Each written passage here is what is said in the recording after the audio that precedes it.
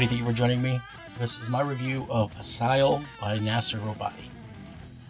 So as I always do, I'm going to start out with the positive review, and then I have the negative, and then I'll wrap up for it. So I'm going to say straight up front that the art is actually, it's passable. For what it is, the fact that it's supposed to be expressionist and have sort of a unfinished quality, have sort of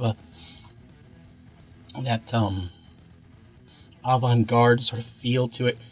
The art is actually solid as far as that goes, and it's very passable and very workable.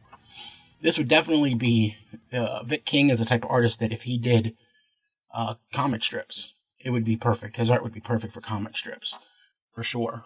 So maybe he should be doing webtoons and then compiling them or something, but he'd be very good at that. The number one thing I could say about this book is that it was cheap. It was $7. It's 20 pages of story. It's $7. It's hard to argue against that. $7, I think $3 shipping and handling for the book. So it does work as far as a price goes. It doesn't, go overboard with it. And the price per page is pretty solid for that. And because of that, it makes it hard to even be upset about with the fact if, it's not that great of a book. Now, I will say that it's an interesting concept when you hear the concept told to you on the internet. The problem is that the book, it's not well written. Like, some of the art is pretty solid. Some of the little expressionistic, the German expressionism comes through in some of the panels very well. But you don't really know what's going on. There's nothing that tells you what's happening, so you don't even know where the person's supposed to be, how they're supposed to be, One of the issues is it feels like it's out of order, to be honest with you. I got to this point, and I was thinking to myself, when I flipped the next page, based upon what's on the next page, I was thinking to myself, wait a minute, this thing is out of order. Like, I legitimately thought, like, it goes, the way it goes, I was thinking it's out of order. I mean, it goes, you have out there inside doing something crazy. They're outside. Guy shows up. They're inside. Something's going crazy. It's nightmare fuel.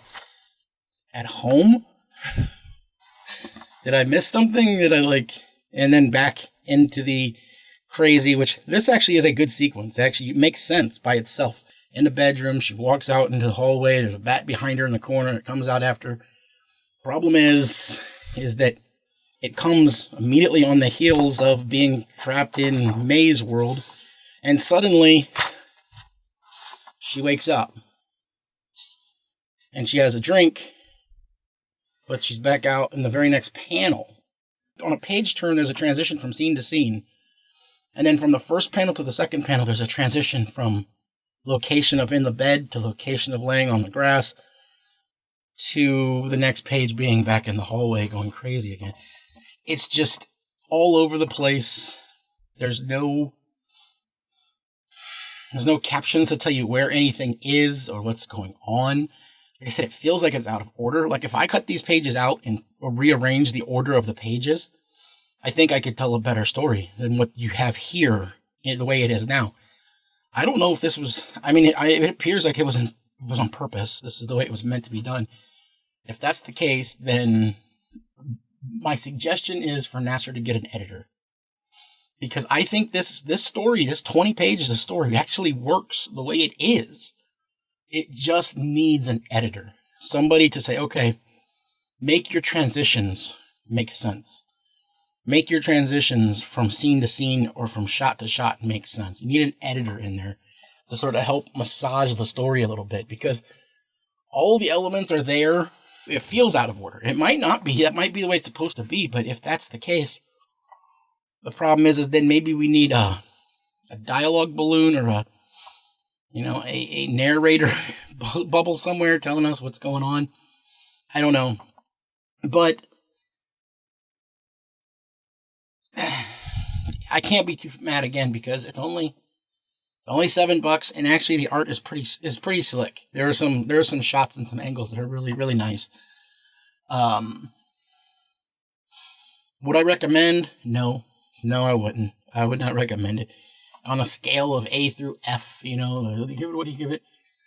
I'd probably give it a D. It's not an F. It's not the worst thing. It's not, it's, I mean, if you had nothing else to do for 4.5 minutes of your life, this is a decent little thing to fill your time with and to sort of pass a couple minutes at a dentist's office or something. For that, it is pricey because in fact it's only a D, $7 for a D book when you can get that from Marvel for $3.99. But you know, it is what it is. It's a solid effort, especially on the art. I will say that the front cover is awful as far as all you get is the ASYL down on the bottom right, and outside of that, it's just this needs to have branding. There needs to be ASYL in big old bold letters somewhere on here. Maybe, you know, it's not an attractive presentation. That'd be the number one thing I would say is get in contact with somebody who will make you a cover. Who will take this image and make it into a cover. Other than that, like I said, is it a recommend? No. Is it worst comic ever? No. It's got some good elements in it. It just needs some editing. It needs some work. But hopefully the next thing Nasser does will be better. Hopefully Vic King's next attempt will be better as well. And, you know, maybe we'll get ourselves some really solid homegrown indie comics out there.